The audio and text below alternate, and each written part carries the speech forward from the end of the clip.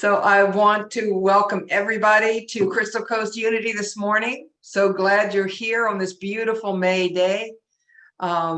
Yeah, Crystal Coast Unity has become a multifaceted community. So whether you're in the sanctuary or in a different city or here on Zoom or on Facebook Live, you are part of this family and we welcome you.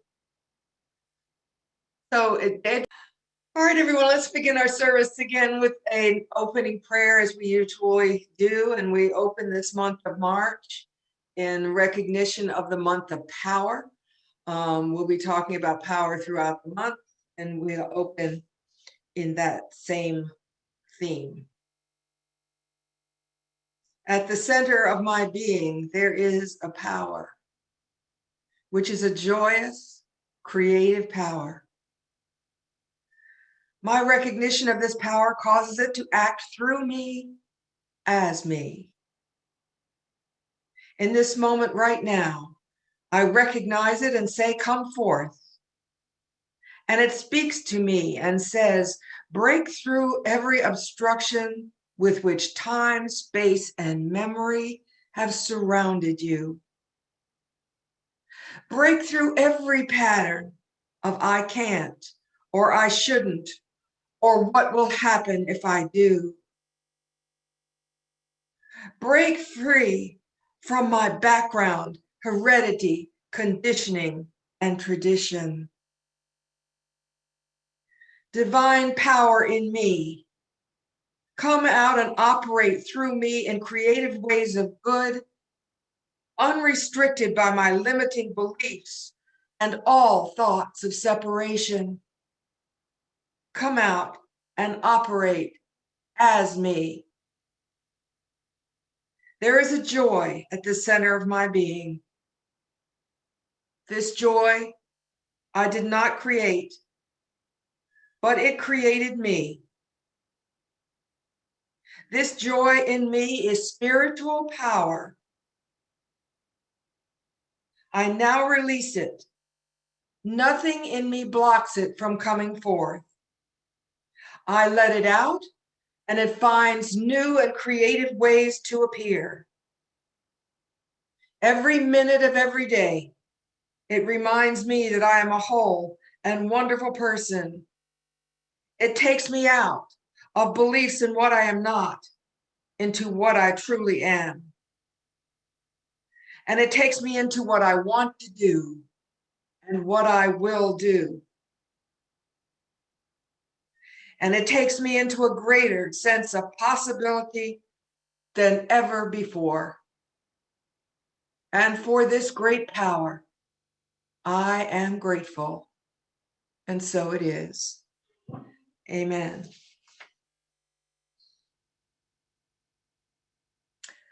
So won't you join me now in reciting Unity's 5 foundational principles? We'd love to say these every week so that we don't forget that this is the truth, the life philosophy that guides us and empowers us every single day. So I invite you to join me in the Unity principles.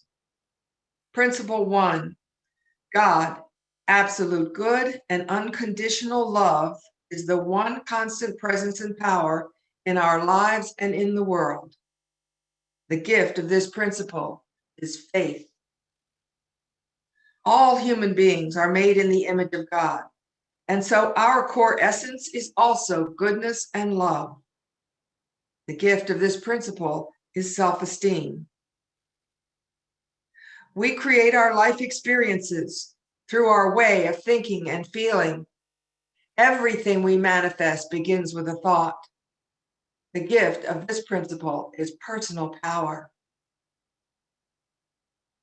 Principle 4, affirmative prayer and meditation heighten our connection with God-mind and bring forth wisdom, healing, and abundance. The gift of this principle is guidance. And principle 5, knowledge of these principles is not enough. We must put them into practice and live the truth we know. The gift of this principle is integrity. Thank you, and so it is. And so now I invite Lori Haslak to come up and read the beautiful daily word for today.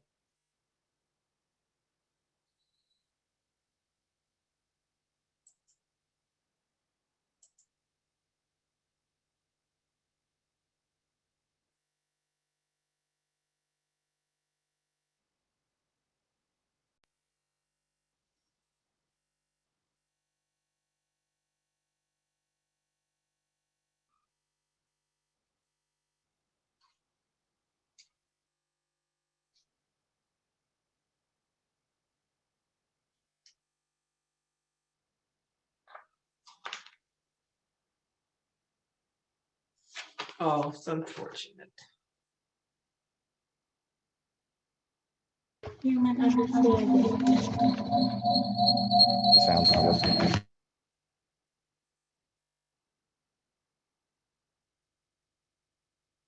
To earn or deserve the grace of God, because it is always present.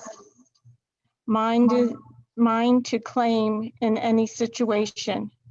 Grace dawns in my awareness as soon as I move beyond the limits of my human understanding. I let go and let the peace, love, wisdom, and strength of God fill me, lift me, and guide me. In both the challenging and the ordinary moments of life, the grace I give and the grace I receive keep the awareness of God in my heart. During a tough conversation, a thought comes to mind that helps reestablish harmony. As I mull an important decision, a fresh insight clarifies my thinking. Feeling overwhelmed by my to-do list, I feel renewed energy and move forward with strength and enthusiasm. In these moments and more, I discover grace anew. And from John 1:16, from his fullness we have all received grace upon grace.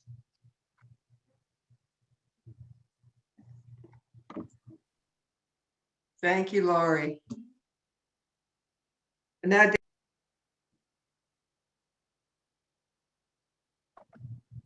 Good morning. If you guys need to get my attention online, I'm going to need you to message Susie, because now Zoom is muted in the sanctuary. So people just hear me in the sanctuary. We can't hear you online. Something happened with the sound. It was working earlier, and then who knows? But hey, everybody.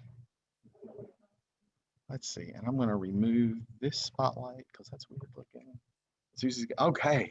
Good morning. How's everybody today?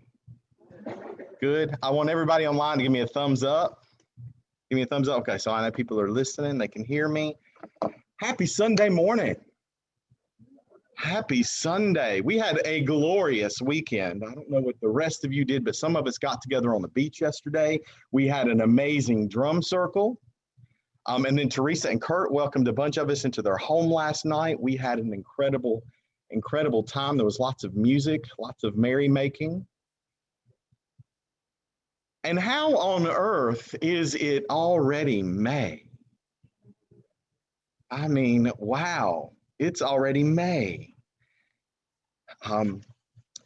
And you know, as Reverend Catherine reminded us, when we get to the beginning of a month, we are celebrating, we are learning about, we are diving into another one of our 12 powers, our 12 faculties. These faculties, these abilities that Charles Fillmore defined for us, that Charles said, Charles is the co-founder of Unity, and Charles said, if you actualize these abilities in your life, you get to live from expanded consciousness. You get to live and be the Christ of your being. Right? And we know that this is true. Nod some heads. I want to hear some. I need people to talk back to me today. I need to hear you and feel your power today.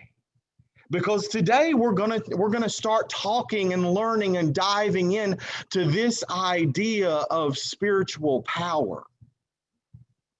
Spiritual power. Power is symbolized with purple.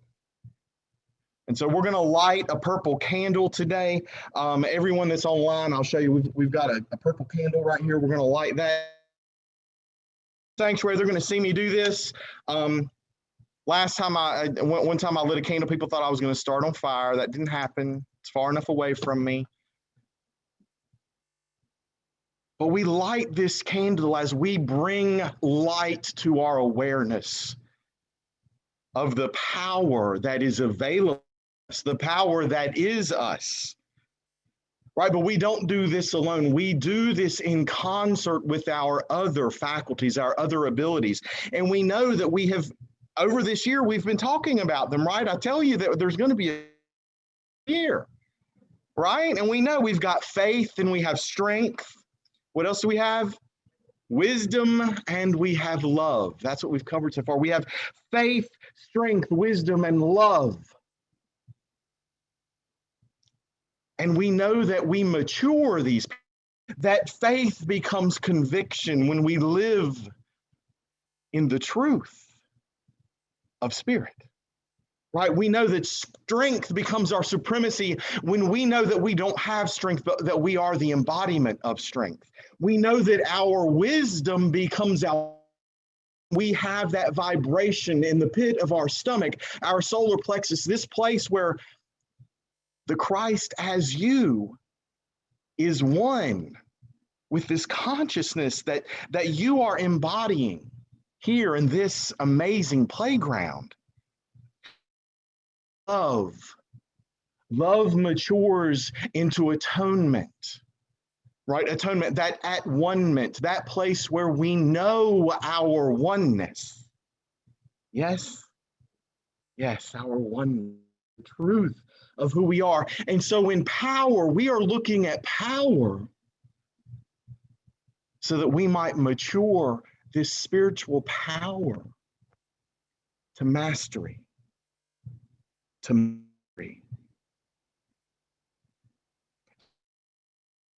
The truth is we are living here in this manifest world, and we all have an ego, right? We have an ego that has been excellent at keeping us safe for the most part, keeping us alive to this point.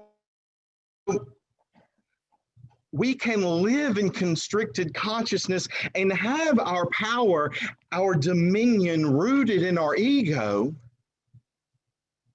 but that's not how we should use our power. See, the matured power, dominion, the matured mastery is so that we can master new concepts, that we can master how to wield divine ideas in this world. And so, right now, Reverend Catherine is doing an Enneagram group with a number of you, right? And so people are using their power, their faculty of power to master, to integrate this wisdom for better living, right? See, when we get stuck in the confines of our ego consciousness, really two types of people show up, right? Two types. And we see that when people have an underdeveloped faculty of power, right? And we know people like that. They just can't seem to grasp on to this idea, right? They can't grasp on to new ideas. I know that you will find this difficult to believe, but when I was in high school, I had an underdeveloped sense of power when it came to trigonometry because I could not figure that out. And then with tutoring, I got a 97 on my final in trigonometry. But I got tutored by the calculus teacher who was a neighbor. And then when the next year, the rosters came out for who was going to be in calculus and I hadn't signed up, she was really angry. But I said, I'm going to be an actor. I don't need to know calculus. I'm glad we're laughing today. It's World Laughter Day. I think Betsy will tell us a little bit about that later. But I was underdeveloped, all right? And then we can be overdeveloped with our power when we are stuck in our ego consciousness, when we're stuck in this sense consciousness, this relative world. And overdeveloped is, we can easily understand new ideas and new concepts, right? So, and some of us are like that. We understand things really clearly, right? And we can't understand why other people can't get it right, right? Like people who know accounting and they get that credit and debit thing, bless you, because there are those of us that still, after, 75 lessons can't get that right. But see, the overdeveloped, they think, oh, you should get this. You should get this. And there are places in my life sometimes where I'm like, why can't you get this? Why can't you get this? Sometimes I'm like that about unity, about new thought, right? You talk to someone who has a different faith tradition and you're like, why can't you understand that that's not what Jesus meant, right? So we have this possibility of being stuck in our ego, overdeveloping this idea of power. And the grossest way this shows up here in this sense consciousness is when we try and control everything in our lives. We try and control the other people in our lives. And that is misuse of your power. That is misuse of your power. Because to domineer someone, to master someone else, that's error thinking. That's not living from the at-one-ment, where we know we are one with others, right? Because if we're one with another, we have to honor the Christ of their being. So from my own experience, again, I know no one will believe this about me, but this leads to a power trip when you live in this state of consciousness, right? This I'm gonna tell you what to do. I'm gonna manage your life, and this is well known for impacting new managers. Right? People that have been in HR know sometimes people end up in management positions and they don't understand that management is about supporting people and not just telling them what to do. This came home to me and reminded me of some of my younger management years. When a friend told me this week that he was working in a business and a number of employees have been there for 2 and 3 years. They just had a new manager come into their department. And they started changing some processes. And so an employee who had been there for a number of years went to him and said, I'm not understanding this. Can you explain to me exactly how we're going to do this now?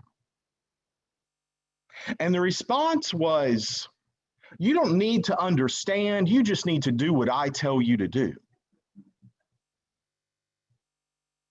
Guess who has an opening in their department now? Because I don't know if you've driven around town, there are lots of job openings right now. Lots of job openings. But someone chose to live from their power center and be like, no, this is not who I'm going to work with. Because from that place of at-one-ment, of atonement, no one works for us. We work together, right? We work together.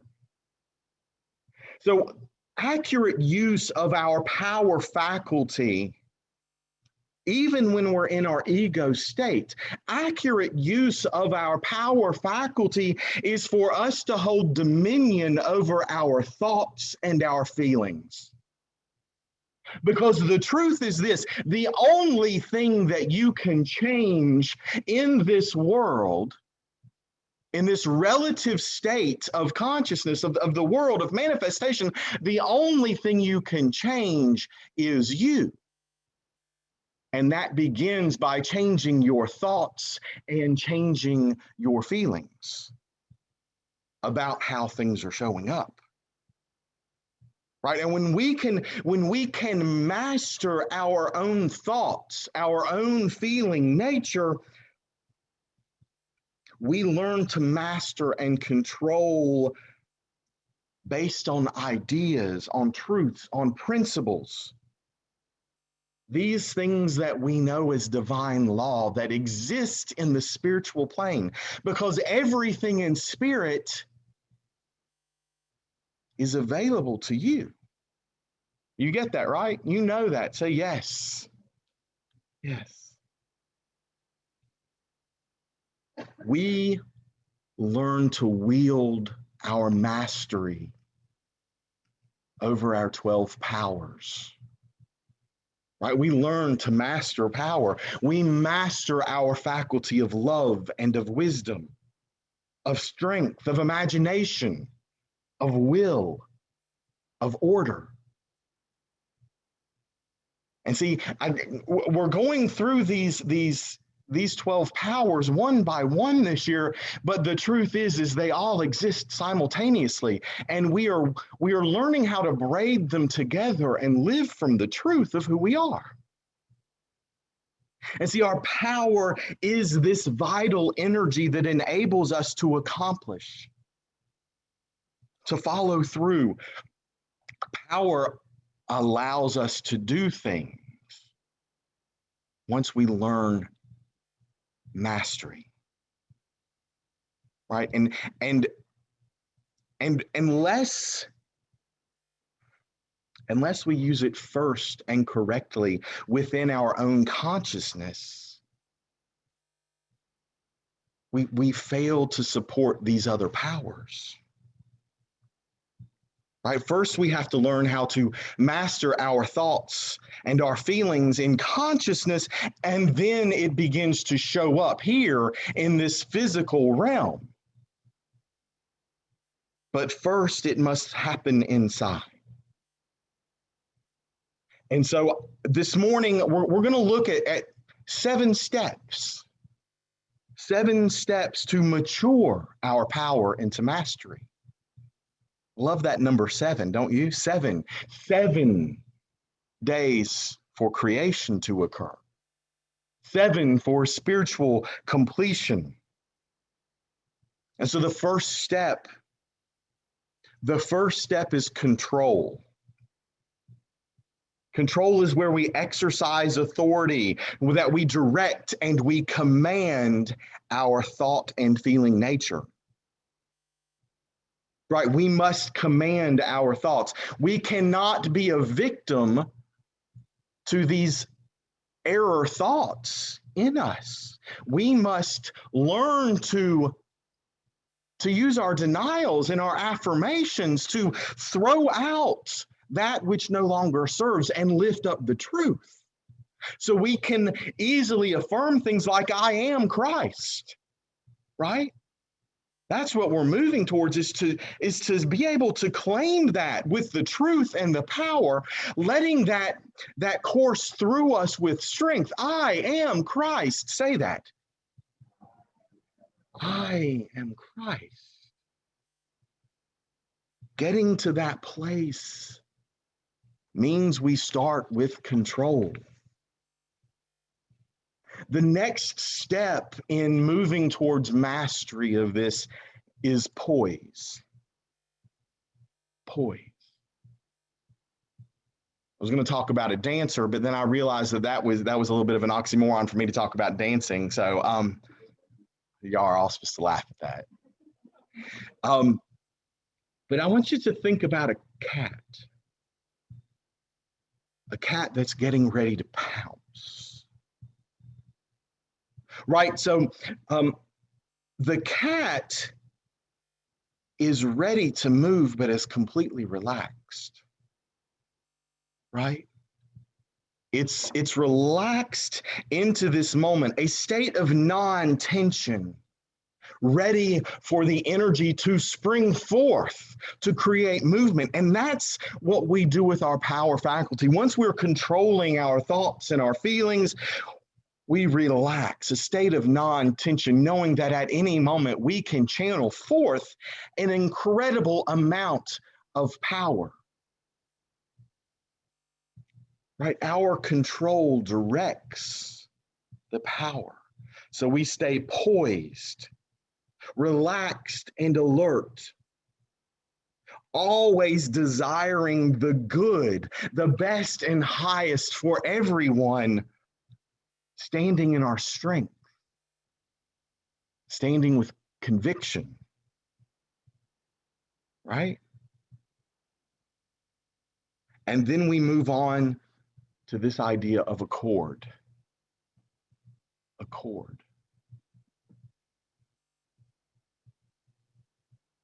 There's a joke where Jesus and the disciples all showed up in the same card.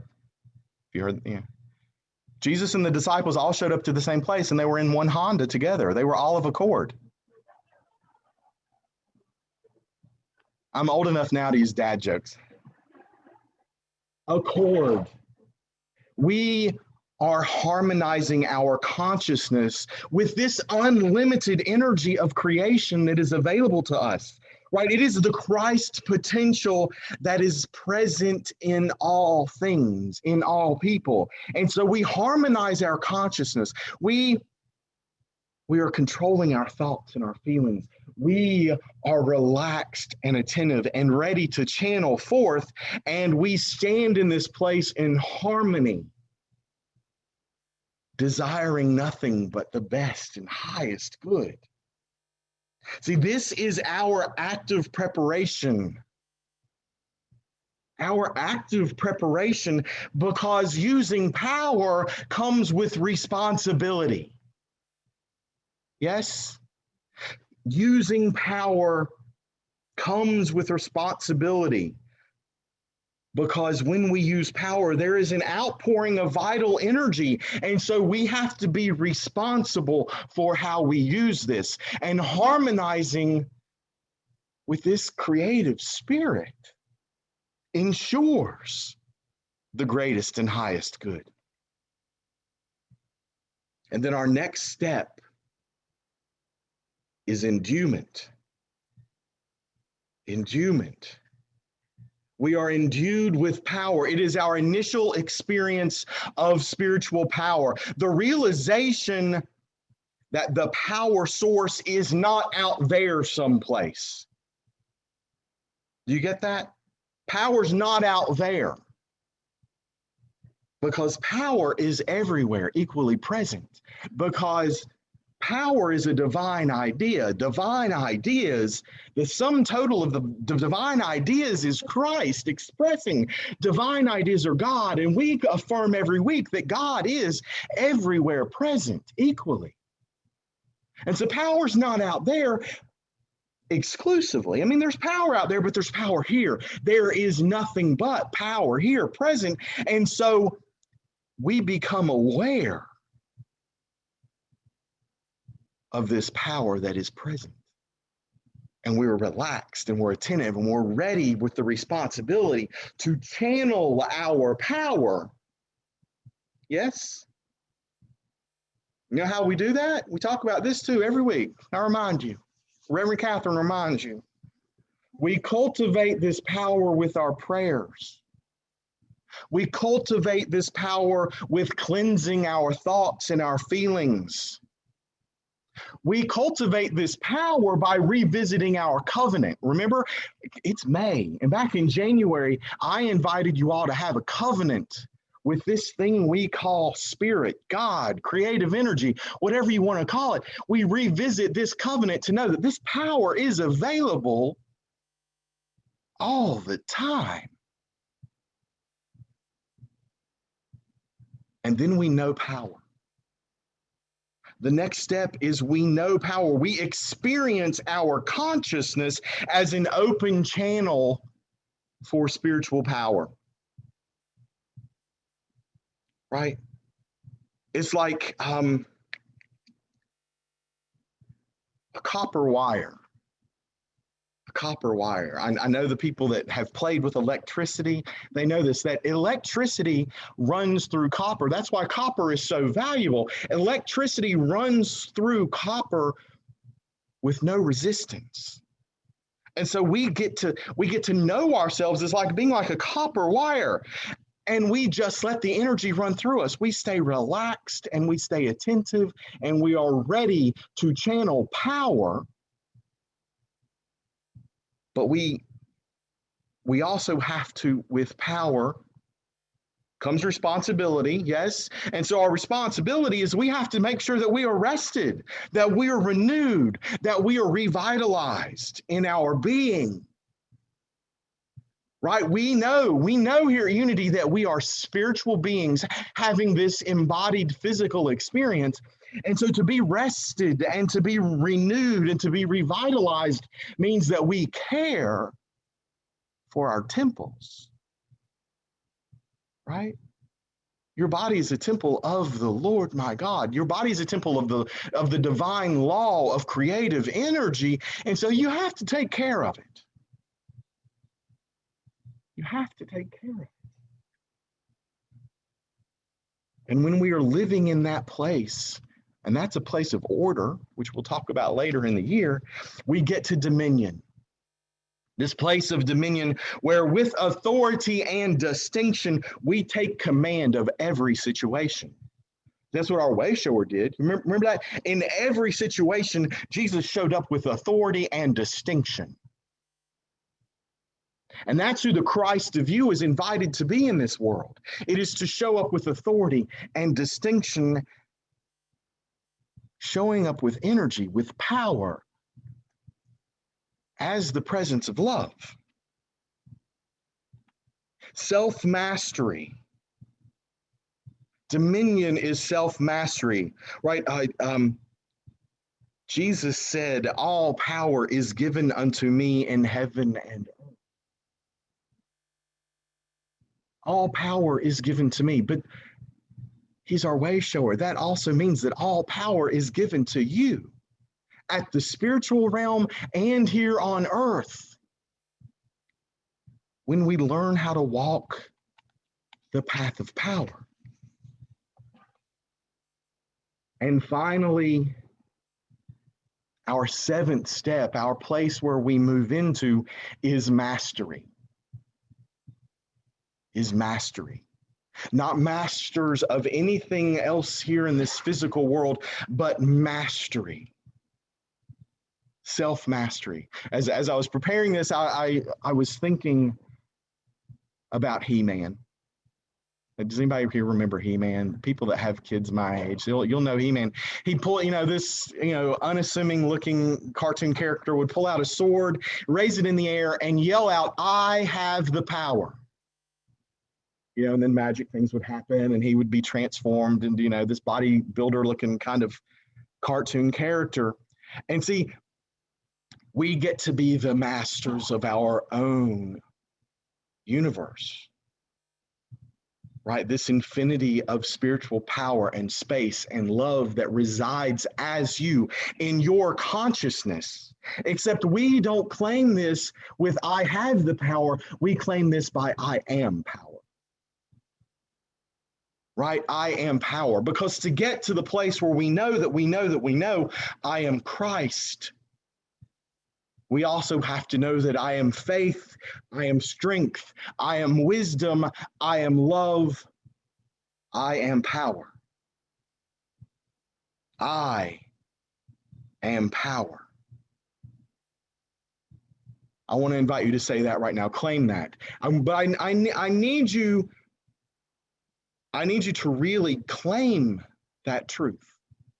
So claim right now, I am power. Together, I am power. Someone yelled here in the sanctuary. It was great. See, we are power. We lose this idea that we channel anything or that we receive it. We just know that we are power, flowing into right expression without conscious effort. And from that place, we're not distracted or even tempted to return to these egoic ideas or feelings where we have to control everything, where we are tempted to try and control other people. We simply exist as power, this amazing expression of a divine idea that we use in concert with all of these other divine ideas, these principles of life, of love, of imagination, of will, of order. So again, we control. We develop poise. We come to accord, we harmonize with spirit. We recognize the endowment. We realize that this power is here. We claim dominion, and we become the masters of our own mind, our own consciousness. And we use this with all of these other divine ideas. See, the place of power in the body, according to Charles Fillmore, is at the base of the tongue, the root of the tongue. The root of the tongue is where we create vibration, right? And we know that everything really that exists here in this physical plane is vibration. And so using our mastery of our power means that we choose our words carefully. We give voice to divine ideas of our faith, our strength, our wisdom, our love. We create vibration within this physical temple that we're going to take care of, yes? And then we use our voice to speak truth. And I think that is an incredible opportunity in the world right now for us to speak truth, for us to stand in the place of truth. And when we see in this world people being othered, people being separated, being oppressed, we have to speak truth. We have to stand in our own consciousness and know that we are not othering people, but we have to hold the truth of oneness for this world. We have to be willing to do that because that's what our way shower showed us how to do, right? He told us to love one another. He kept saying that over and over again. How long is it going to take for us to hear that or read that to channel our power into that? And so let's be sure we use our power to love one another, to give voice,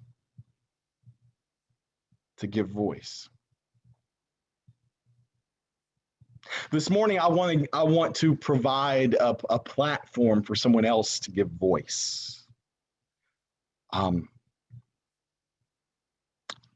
Emmy came to me yesterday and said, "Hey, Todd, I wrote something in my class that I want to share with our congregation." She was according to Paul and Leslie, she was given an opportunity for extra credit in her class. And as no surprise to anyone, Emmy did not need extra credit, but of course she did the extra credit project. And I want to invite Emmy, I'm going to pop her up on screen right quick. And I want her to share her essay with us. There, I just saw her. There we go.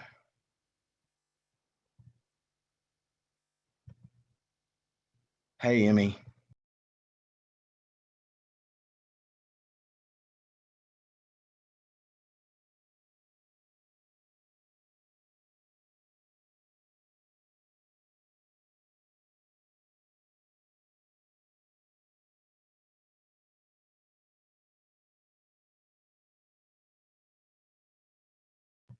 You should be able to unmute now. Yep. Can you hear me now? I'll take that as a yes. Yes, we can. Okay. Yeah, I was nervous about writing this. I didn't think I would do a good job, but my mom told me, she said, "Emmy, you would be really good at this." So I kind of wrote, I know some people think the meaning of life is about hard work and stuff. So I kind of had that in mind when writing this for people who have that idea. This was kind of to change their minds about that. Okay, so the meaning of life, I believe, is to fulfill it. How can there be a life to live in without a soul to experience it? Life is about those happy moments that mean a lot to people. I think we fulfill our lives by loving, exploring, and trusting it. What I think we should do in this world is what our families and friends would have wanted us to do if we found a new world. They would have wanted us to enjoy it as much as possible. By appreciating the tiniest little moments that we share with all the other beings on earth, we are fulfilling life. If someone came here, didn't enjoy any of it, would he be upset leaving? Probably not. Since we have these feelings, we should use them by appreciating them when we get them. The happiest moments in my life were the ones that I was appreciating. Trusting it means if there is something as beautiful as life itself, there must have been a God to create it. The tiniest little moments are the ones that felt the most powerful to me. The times when I was playing with my brother or chatting with my parents, the times when friends would be there to share their experiences with me and be there to support me. These happy, peaceful times are the ones I will always remember and cherish. I trust that God loves me and God wants the best for me and all other beings. By loving their lives, people are using their lives to its fullest. The meaning of life is to explore, trust, and love it. Life is full of amazing things, from traveling to the moon to playing with a sweet puppy. We traveled to the moon because we wanted to know what it was like up there. So we probably came to Earth because we wanted to. Now that we are here, we should love and share it with each other. There is so much to discover and to create in life. We should take our ideas and use them. We created music, cooked food, paintings, plays, movies. We built friendships with dogs, cats, and other animals. We invented cars, boats, planes, helicopters, and light bulbs. We have made all these things because we wanted something new in our lives to help us feel good. We should use these things and make more. That is what we have always done. We invented smartphones because we thought they would be fun, and we deserve to use the fun. I think that is what is the meaning of life. The times in my life when I felt the most connected to God were the times I was super happy and appreciative. I could see and feel the love flowing through me. I flew in a helicopter when I was young. I think God gave me that experience because I wanted to connect to him. And he wanted me to feel good. I could feel the super happy feeling of God. I think of it like this. If God was our father, he would want us to be happy, just like any father feels for his kids. No father wants his kids to grow up to be sad and angry. God sent us here to have a good time. I'm going to enjoy the tiniest little happy moments that I came here for. That's the end.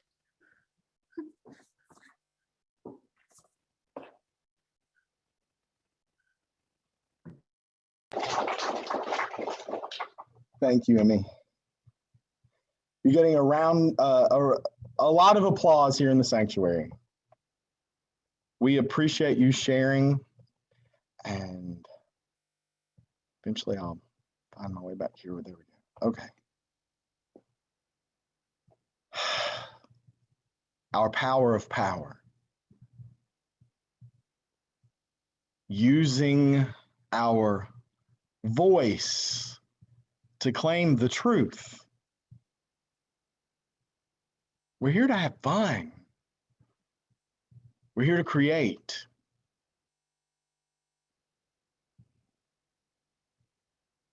Deliberately, consciously, to love one another. So let's take just a moment and prepare ourselves for a brief time of meditation. Deidre's going to take. And so now I invite you to stay here in this moment, in this space of silence. And allow this purple flame to burn brighter and hotter, to become your being in the silence.